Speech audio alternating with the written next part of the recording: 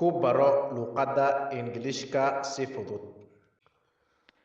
Question and answer waa su'aal iyo jawaab. Question and answer waa su'aal iyo jawaab. A. What are you eating? Maxaad cunaysaa? What are you eating? Maxaad cunaysaa?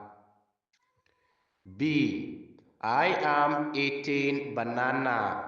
Waxaan cunayaa moos.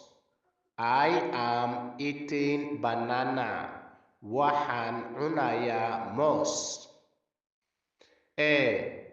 What is he eating? Muxuu cunayaa isaga? What is he eating? Muxuu cunayaa isaga? B. He is eating breakfast. Quraac buu cunayaa. He is eating breakfast. Quraac buu cunayaa. A. What is she eating? Maxay cunaysaa iyada? What is she eating? Maxay cunaysaa iyada? B. She is eating an apple. Waxay cunaysaa tufaax. She is eating an apple.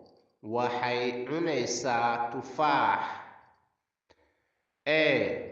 What am I eating? Maxaan cunayaa aniga? What am I eating? Maxaan cunayaa aniga? B. You are eating an egg. Waxaad cunaysaa ukun. You are eating an egg. Waxaad cunaysaa ukun. A.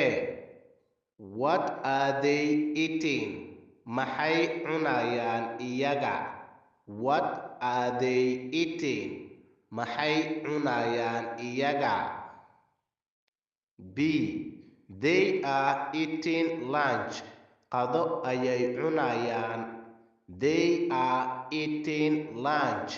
Qado ayay cunayaan.